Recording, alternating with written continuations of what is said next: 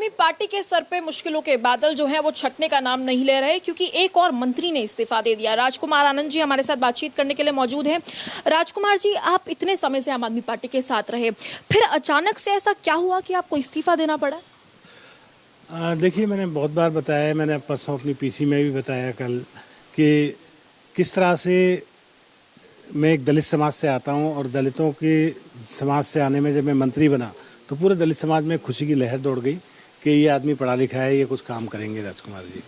लेकिन जब मैं काम करने लगा तो मुझे पता लगा कि बाबा साहेब का फोटो लगाने वाली पार्टी दलितों पर काम करने से, दलितों के आरक्षण पर, दलितों की बातों पर, उनके दर्द को समझती नहीं है। जब मैंने कहा कि ये करना चाहिए, मैंने कहा कि 13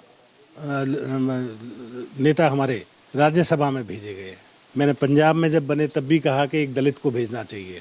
जब दिल्ली में गए तब भी बोला एक दलित को भेजना चाहिए। एक भी दलित नहीं है। कहाँ होता है? आप किसी भी स्टेट को उठा के देख लीजिए कि अगर 20 या 15 राज्यसभा मेंबर किसी स्टेट में है और उसमें एक भी दलित नहीं है, तो ये देखिए, आरक्षण देना राजनीतिक पार्टियों की और सबकी एक संवैधानिक मजबूरी है। वो तो हमें मिलेगा ही। आज अगर मैं दलित नहीं होता तो मुझे कौन एमएलए का टिकट देता? आज मैं इतनी बातें कर रहा हूँ, ये सिर्फ बाबा साहेब अम्बेडकर की वजह से कर रहा हूँ, ठीक है, क्योंकि उन्होंने एक आरक्षण दिया, एक व्यवस्था ऐसी बनाई, नहीं तो हमें कोई बस में भी नहीं बिठाने देता, ठीक है। उसके बाद बना तो दिया, लेकिन जब रिप्रेजेंटेशन की बात आती है, रिप्रेजेंटेशन का मतलब यही है कि जहाँ आरक्षण नहीं है, जैसे राज्यसभा में आरक्षण नहीं है, लेकिन आपको ऐसा नहीं है कि मैं अगर आज दलित दलित दलित चिल्ला रहा हूँ तो मेरा कोई बाकी समाज से कोई मतलब नहीं है। हम इंक्लूसिव सोसाइटी में रहने वाले लोग हैं, हम सबको साथ लेके चलने वाले लोग हैं, तो दलितों का भी जो प्रोपोर्शनेटली कुछ बनता है तो उनको जरूर देना चाहिए। राजकुमार जी, कल संजय सिंह ने और सौरभ भारद्वाज जी ने एक प्रेस कॉन्फ्रेंस की जिसमें उन्होंने कहा कि आप मनीष सिसोदिया नहीं बन सकते, आप अरविंद केजरीवाल नहीं बन सकते, आप ईडी से डर गए।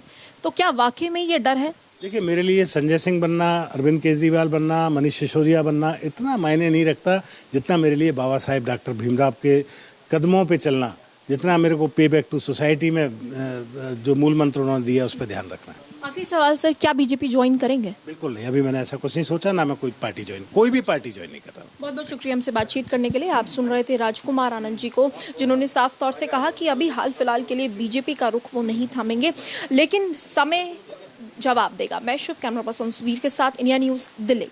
For more such videos, subscribe to the NewsX YouTube channel, hit the bell icon.